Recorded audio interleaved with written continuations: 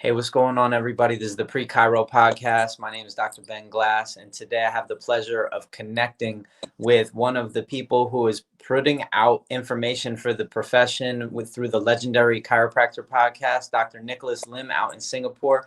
I just want to thank you so much for hopping on here and sharing some insight with any prospective student who's really trying to figure out whether the path of becoming a chiropractor is the right path for them, and if they are choosing to become a chiropractor, how they can prepare themselves. So can we just get started by you just sharing a little bit about what your background was before you went to chiropractic school and what attracted you to the profession? Right. So, yep. Hi, everyone. I'm Dr. Nicholas Lim in Singapore. So, prior to chiropractic school, I was always interested in all kinds of like natural stuff. Mm-hmm. I was interested to a Japanese modality, and then also I got introduced to chiropractic, and then I found, everything were all coming together, Mm-hmm. and so I explored further, and then later on, because of a chiropractor in Singapore, Dr. Terrence Yap, and then later on Dr. TOQ and stuff. And so I decided to went to chiropractic school, and they were great mentors, great people that, so I would encourage everybody, if you want to go to chiropractic school, to find a mentor and journey with them and ask them, see if they can help you to find whether chiropractic is for you or not. Great advice. So, can you talk a little bit about that relationship you had with your mentors? What was it that you got from that experience of working with them, of getting adjusted by them, or just learning from them? And how is the relationship structured? Were you going to see them under care, like getting chiropractic care from them, or were you meeting with them outside of their office and asking them questions? So I mean, so Dr. Terrence Yap was the first Singaporean to went to school, Palmer College in Davenport, Iowa, and then he came back. He saw my whole family, and then, his style is more like, one room, kind of more clinical style of chiropractic, more like a patient doctor thing. And then later on, a couple of years later, I met Dr. TOQ, who was more a vitalistic kind of chiropractic, which was more the open bay adjusting. So I get to see two different versions of chiropractic, and then I kind of decide what's right for myself. And so, of course, I shadowed them during the office hours, have dinner with them, have lunch with them, practice with them outside the office hours. And then, we talk pretty often by email, sometimes the phone and stuff. And I'm very amazed that, all the chiropractors that I've talked to, they're very giving. They're always giving of their time. Never, once, anything that chasing me away just because I'm asking them a question. They're always willing to share, which is very, which other profession, you can find such people like that. Everybody, you don't feel that kind of competition or any kind of, it's everybody growing together, loving together, and giving back to humanity, so that we know that we are helping this whole globally in the people to increase the vibration, and so that they can experience health to the fullest form. Mm-hmm. Absolutely. Can you talk about that message you just shared and how congruent that is with the culture in Singapore, where you grew up? This approach to looking at natural life and looking at ourselves as wanting to be our best version of ourselves, and how chiropractic may be really in alignment with your culture, but people just don't know about it. Right. So, right here, I mean, in Singapore, a lot of majority of us are, our ancestors were from China, about 75%. So a lot of that traditional Chinese medicine kind of mentality is in us. It's always a lot about prevention, cure, and stuff. And I see that prevalent in the kind of older generation. But then I find that in the last probably 20 years, 30 years, that kind of message is also fading. People are forgetting what our ancestors have talked about what is health, what is what is it to live healthily, and more people are always just about, I have a pain here, I just take a pill, and that's going to solve everything. And so in I think the culture there, generally more and more people now are coming into natural health because they see more and more issues that the conventional style of medicine doesn't help them. And so, although many people come to chiropractic and all these kind of natural therapies, right, um, at the last resort, but I also see more people now are coming at as the first resort, Mm-hmm. and because people are starting to see that the conventional ways, many issues cannot solve it. Mm-hmm. Although people don't really want to talk about it because it's sometimes this issues is very sensitive, and conventional medical doctors don't necessarily endorse what we do as chiropractors, not because they don't endorse it, but they don't understand it. Mm-hmm. And so we have to to share the message and educate them what the message of chiropractic is. Mm-hmm. Absolutely. Can you talk about that transition process coming from Singapore? I understand you studied in the U.S. and what that was like. And just by the way, what's the native language in Singapore? So the native language here, because Singapore is a British colony, used to be from 1819. So everybody speaks English in Singapore. So I didn't have a language kind of issue right in school. And when I went to the States, I met really great people, Mm-hmm. and all the people in that I met in America didn't make me feel like I was unwelcome or stuff. Everyone made me feel like family, like home. And I was part of a fraternity called Pi Kappa Chi, Mm-hmm. which I met really amazing people, amazing chiropractors, amazing students right around the world, and that was amazing. Wow. Wow. The reason I asked what your native language was is because I was going to ask you to share some of the messages that you had just spoken just previous to this, because you're speaking to prospective students maybe in Singapore that are listening to this. But if everybody speaks English, then they're not going to have an issue understanding what you're talking about. I just wanted, if Right, there were some people that you could reach by changing up the language, I was going to have you change your language up. But if that's not relevant, we could keep moving forward. right. Okay. Yep. So can you talk about what you naturally gravitated towards in regards to seminars? I understand that you attended many different seminars as a chiropractic student, and what was it that really drove you to go to seminars, and how did you approach the seminars as a chiropractic student? So as a student, right in school, we didn't get into like technique classes until a little later. Like you didn't get into adjusting to like fourth trimester, although second trimester you have palpation, third trimester you have subluxation analysis. But it was really frustrating because when you actually, it takes really a lot of time to have the confidence, the trust, the intention, the skills, and that is all takes time. So before that, you know I was I hooked up with a lot of like the chiropractors who told me that I need to go to seminars. I need to, because chiropractic school now is more on the theoretical basis of chiropractic.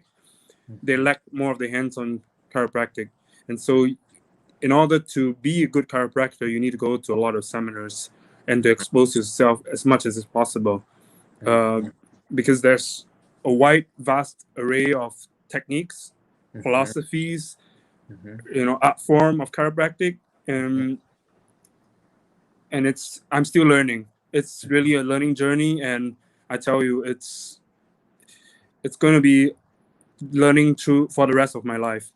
mhm, And so in school, I was very gravitated to the Mastery, Love, and Service seminars by Arno Bernier, mhm, and I actually started a club on campus too. To And I introduced a lot of my friends about it, mhm, and I because I find that the message of Arno Bernier is very congruent with all this what the grades of chiropractic has taught. You know, mhm, I don't. I'm not here to just treat neck back pain. I mhm, want to see the person as a whole, holistically, mhm, and to understand what they're feeling, what they're healing. mhm, Everything, because the neck pain, mhm, you get 5 people with neck pain, and I mhm, can tell you all the 5 people, their stories will be different. You get mhm, another 5 people with back pain, it's going to be all different too. So if we're going to use a cookie cutter approach to treating all this kind of issues, then I think we lost the message, because chiropractic is it's unique and you need to tailor it, and that cannot be learned from any books. You have to practice, and practice, and once you think you get it again, you continue to practice. And it's always a process, and I would say that if you think you got it, then you probably didn't really get it. It's constantly trusting and practicing, and then the results will speak for itself on the person on the table. Yeah, so can you speak to exactly where you're at right now and how you have the confidence within, because of the supplemental training that you did as a chiropractic student, to move back home to Singapore and open your own practice right out of school? Like, what's that take? Like, what was it that in your heart gave you that confidence, or in your mind or in your hands gave you the clarity that, hey, I need to open my own practice and I have what it takes to deliver a professional level chiropractic service? Right. So basically, I took a lot of seminars, built a lot of relationships in the States, and so met a lot of great chiropractors. And a lot of great chiropractors, you know, from an early time, they put it in my head. They told me, "Hey, doc," back then they say everybody, whether you're graduate, you're still a doc still. Hey, doc, honestly, when you go back, you don't need to work for anybody. You have the skills, the confidence, and everything to start. And that was like the journey. And actually, when putting my hands, and then right now, when I came back in July. I started seeing a lot of friends, family, and then they recommended me people. I traveled to their house, and probably for like closer friends, they come to my place and to get adjusted, and then a lot of them say, hey doc, I feel better. And seems like I'm very impressed, because actually you do like a lot of manual adjusting, which I find that I visit a lot of chiropractors down the road who doesn't even do any more adjusting. They just use a bunch of machines. And so that gave me a lot of reassurance and confidence that I can do it, and I'm really excited to start my practice. Amazing. And yeah, I also came from a similar lineage to you, actually the exact same lineage, where I was given a direct message from Arno Bernier that, hey, we're serving life on a platter when we hold up the head and bring the spinal cord to a place of peace and deliver through an open window, where we're listening to the window, and we're connected to the bone, to the tone of the bone. So it's really beautiful to hear you describe like where you're at, having just gotten out of school. Can you talk a little bit about where you're, like, when you graduated, and kind of what that process was of like going through clinic with the skills that you had developed early on in the seminars that you took? What was that transition like going into the student clinic, and what has the transition been like graduating out of school? Right. So because you take a bunch of seminars and you learn different kind of techniques, and then you go to the clinic, and then the doctors don't allow you to do this technique, and then they say that you're doing wrong, but so it's a little mess in your head a little bit, but in my head, you just play the game until you graduate, because it's all about whether at the end of the day, whether you can make sick people well. It's not about, I realize it's less about technique or listings or this kind of stuff. It's more about the results that you get, and whether when the person leaves your table, they get better or not. So that was a little bit tricky in a way. And then I precept with a local doc in Davenport, Iowa, and then with Corona, I lost some clinic time right there. But fortunately, I was able to graduate. Right. Awesome. So I graduated in June 19 this year. And then when I came back, I had to quarantine myself for 2 weeks by law. And after that, I just started a little bit like building my practice, which I got a lot of family, friends. I just said I worked on them. And then they got better, and then they just told their friends, and then their friends started to find me, and then slowly word got out a little bit more, Mm-hmm. and that gave me the reassurance also that I can open, because actually there are a lot of people that are sick, and they really need our help, and Mm-hmm. they do not know where to go. Mm-hmm. Mm-hmm. But it's just a lot of things, this kind of stuff that people don't talk about. Mm-hmm. Have you got an idea for the type of space that you're going to be serving out of? How big of a space you're going to need to have? How many tables you're going to work with? Whether you're going to have a staff or no staff? Whether you're going to do any Right. diagnostics or no diagnostics? Well, so in Singapore, that was a big question when I asked myself too, what do I want? Because generally I find that, probably correct me if I'm wrong, but I find that the people right here, they like, they, open bay adjusting. From what I ask friends and stuff, not everybody is open to that kind of thing. Mm-hmm. So it's like, it have to be like semi-open, not Yes. totally open. Mm-hmm. So I did my best, and the space I'm having is a 725 square feet, and Perfect.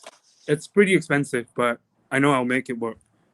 Yeah. Yeah, and then I got my good friend from when I served the army, who's doing my interior design for me. Mm-hmm. I'm very excited. It's going to be around the first or second week of November. The clinic will be up, and I'm excited to show people everything. It's going to be really nice. It's going to Mm-hmm. be very posh looking. I'm really excited for that. So it's going to be one table inside my room, Mm-hmm. and probably I'm still deciding about 2 to 3 tables outside, Mm-hmm.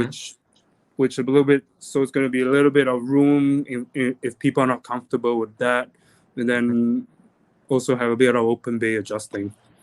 So is it one room or is it 2 or 3 Just rooms? one room, One room. Okay. because I didn't want to make the place look so cramped. I've been Sure. to offices that I've been to offices here where the rooms are really small. So when you do like side posture, you're like squeezing down and everything. And like, Sure. Sure. I want to wiggle room a little bit like that. And, so just want to feel ample space so that people can heal better and Mm-hmm. live better and stuff like that. One recommendation that I'll share is just to separate the business from the service as much as you can. So even if you don't have 2 separate rooms, try and put up a divider where you separate, and it doesn't have to be big, but the waiting room and the place where you collect the money, place where you schedule people, ideally that's separate from where the vibration of adjusting is taking place, because you're going to have the phone ringing, you're going to have somebody on the table, you're going to have somebody waiting, and it's good to just kind of create separation. I have multiple tables, but they're semi-private, just like you said. They're in one room, but there's dividers in between them, and Right. that's just a really easy way to cut your space up into functional spaces, right? Right. It's going to be I think there's a door right there. So to divide, and so you got to open the door before you go to the adjusting space. Okay. Okay. Awesome. It's like a Awesome. sliding door, and yeah. Amazing, amazing. I'm So excited to see it. For the prospective students, just some final messages. Let's really hone in on them. What can they do now before they even go to chiropractic school to start to wrap their head around what this path to become a chiropractor looks like? And do you have any recommendations on specific resources or specific places that they should go to start to study? right. So I would say that if you really considering chiropractic, to really put the message in your head, your heart, soul, and mind first, and then just journey with yourself for 10 days.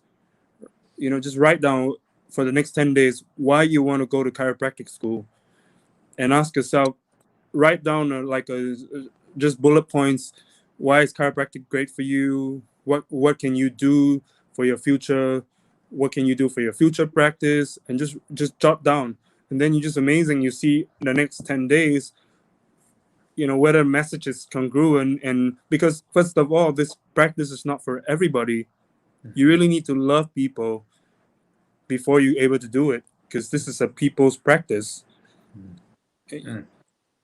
And so I'm not saying that if you're not good at people, you cannot be a chiropractor, but that can be, it's whether you are coachable in that, teachable, coachable, and whether you are learnable at the end of the day, whether you want to change, whether you want to learn. And it's all a lot in the mindset other than just the adjusting, because and some resources, I would say definitely, I would say every student needs to go to MLS adjusting seminars. And there's a lot of seminars like the Syntropy Chiropractic Training, Kairos Training Culture. There is even be open, just be open. Whether it's at upper cervical, whether it's at full spine, whether it's at extremities, and everything. Just be open.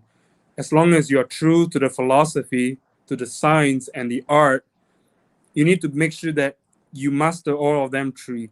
And so when you look for a chiropractic school, make sure you see their history. What can they offer you in terms of these three aspects: philosophy, science, and art? Because a lot of schools now do very well in the science, but a lot of schools, I realize, lack in the philosophy and the artistic side of chiropractic.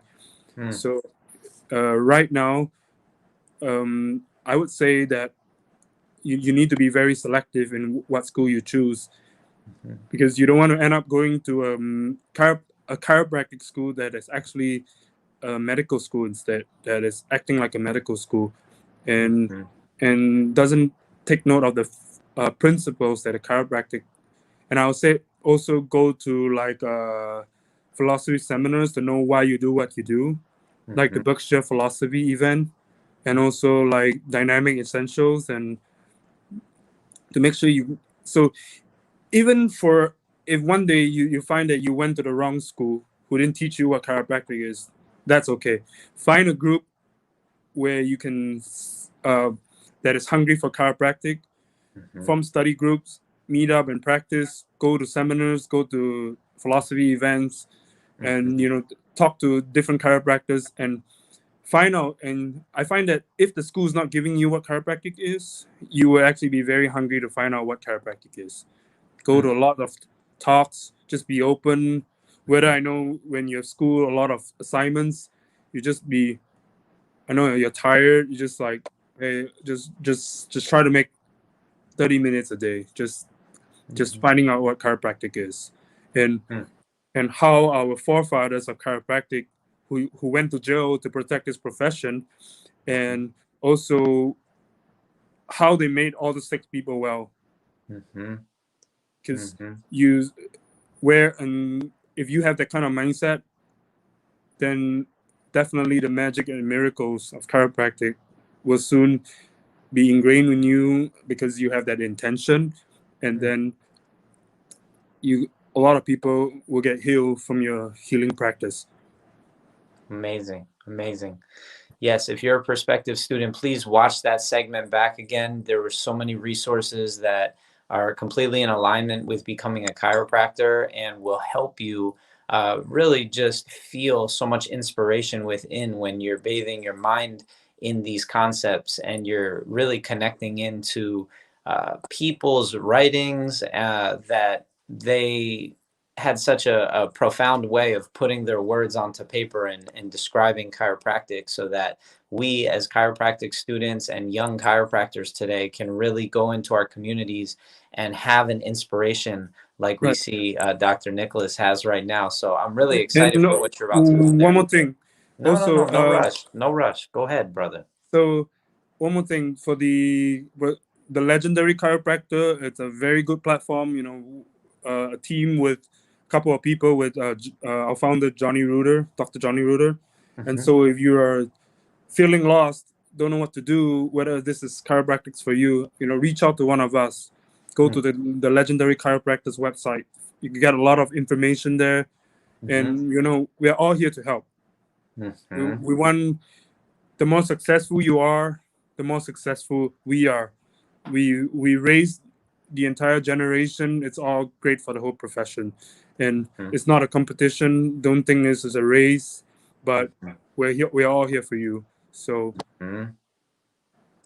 Perfect. Yeah, your vision is my vision. If we can lift up this next generation of chiropractors, the world is going to really benefit in such a beautiful way. Thank you so much for your excitement, your energy, your chiropractic focus and alignment. My goodness, we on it this evening.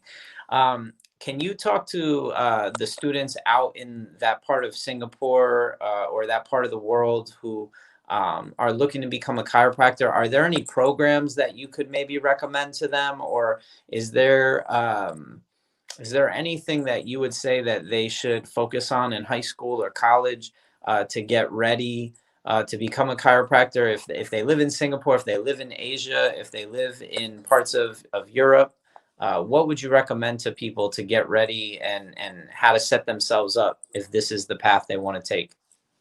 well, so there's definitely more and more chiropractors right now in Singapore. Hmm. And back then there's not many, and I would say to join the Chiropractic Association of Singapore, which I'm a member now, Hmm. to differentiate yourself from the others, because then you also practice ethically. Hmm. You know what's an ethical practice, and Hmm. also I would say to to reach out to the different chiropractors, learn from different chiropractors. Because right now there isn't a chiropractic program or school right here. The nearest is probably in Malaysia, although they don't. What I heard is uh, they also a little bit more like a medical school. Okay.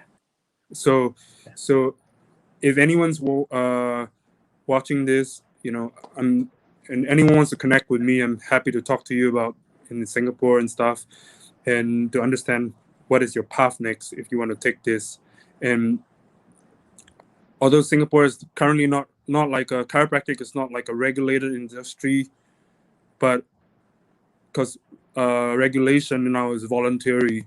So, but I chose to be regulated because I feel I want to be accountable to all my patients and not into go into all those unethical practices. Hmm. Hmm. No, we're gonna try and uphold a high standard and quality of ethics and elevate the standards for Singapore chiropractors to aspire to, not just to have as a minimal standard, but to say, hey, if you come and practice in Singapore, let's really shine. Let's be our best chiropractic expression. So anyway, Dr. Nicholas, I know you have to get going and build your practice. Thank you so much though for taking the time with us. And man, you're on fire right now. You're coming out of school on fire. We need more students like you graduate, like ready to get it. I like it. It's good. Any quick questions from me as someone who's been in practice now for 8 years? Anything that's like a burning question that's going on in your head as a new graduate? Yeah. I also, I think that right in school, I think like the issue is like a lot of people going to chiropractic school didn't get adjusted. Hmm. So and didn't have a chiropractic experience or journey or like a wow thing. So also, if you're looking for chiropractic, I would say to really get adjusted and to feel that wow in you before you go to chiropractic school, so that I think that will really help to find your why you want to go to school. Hmm. And my question is also for Dr. Ben, like, um, how do you think like chiropractic will be in the next 5, 10, 20 years? Like the tides is changing right now. Healthcare is changing around the world, Sure. and how do you think like chiropractic will also change for the Well, future? it's interesting. I think if we look at the symbiotic relationship that could exist with new infrastructure for future chiropractic students, where we develop a pre chiropractic, we develop a supplemental ecosystem that chiropractic students feel supported through, but also we market the profession to new audiences. I think that the future is bright for the profession. I know that we have tons of amazing, inspiring leaders, mentors, thought leaders, really great expressions of chiropractic right now. The research is there. The art and technique companies and organizations have really developed clear manuals, have developed great resources for students, and we just need to connect the dots for the future students. So I'm very ambitious. I think that if we target undergraduate institutions where the educated people are going to school, and we put chiropractors into those health centers, or we put chiropractors right next to college campuses, I think that we can really build it into the culture of what it's like to be an adult, right? As you're transitioning into adulthood, or as you're getting your degree and getting educated, I think that it makes sense to have a chiropractor that's watching your back, that's taking care of you, and teaching you principles of self-care, and also just principles of healing yourself. But I think that that's a start. And then really my vision is to have chiropractic represented as the primary choice, not the secondary option, to be the number one option if you want to go and help people improve their health, promote their health, natural healing, sustainable natural health, living in harmony with our environment. These simple messages that have been around, like you said, since our ancestors passed them down through indigenous cultures and now to modern day chiropractic. I think that that is going to resonate around the world. And my hope is that we can inspire people from different parts of the world with different backgrounds to not only see that if you go become a chiropractor, that you're going to be in practice, but you could also be a researcher. You could become a chiropractor PhD. You might want to become an educator. You might want to start a school in a place like Singapore that doesn't have a chiropractic school. You might want to get into policy change and politics and really drive change. Like I said, if we're going to get chiropractors on college campuses and represented in high school campuses, then we need policy change that drives that.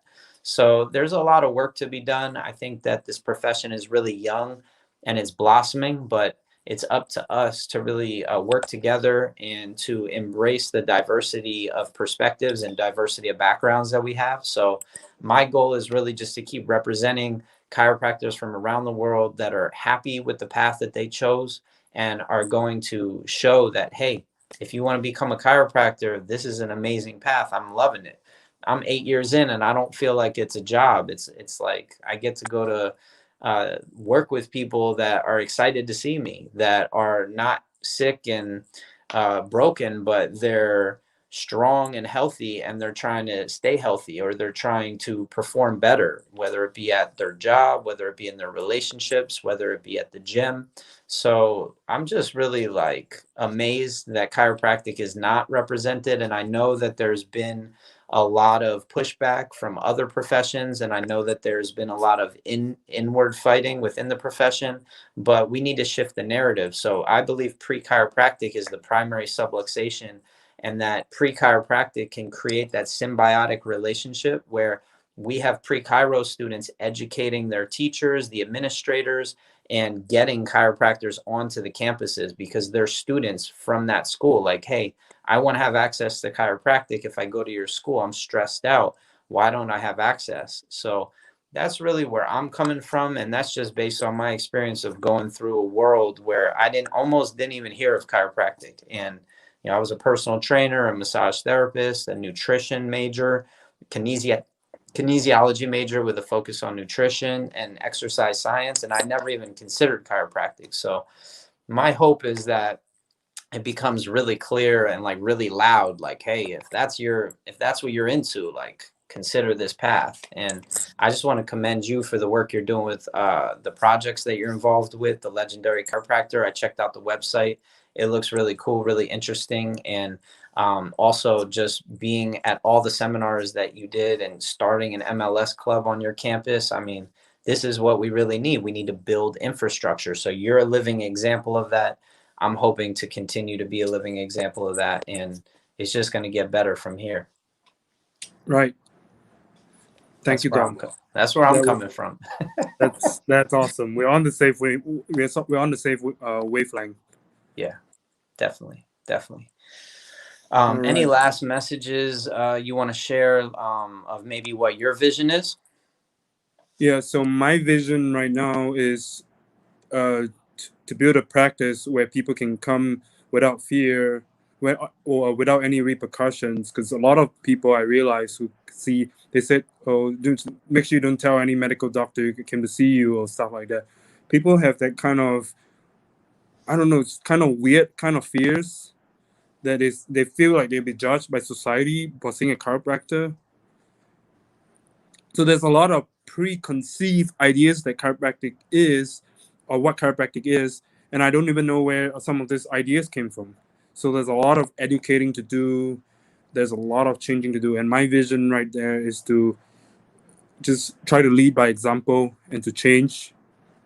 A lot of things in this world cannot be changed, but I'll just do my part and change whatever I can by leading by example. And and I think that the future is bright, and it's just getting started. It's just Hmm. it's it's going to be a journey, but I know that I know I'm excited, and I know that the world is going to change with chiropractic, and the future of medicine is chiropractic. Hmm.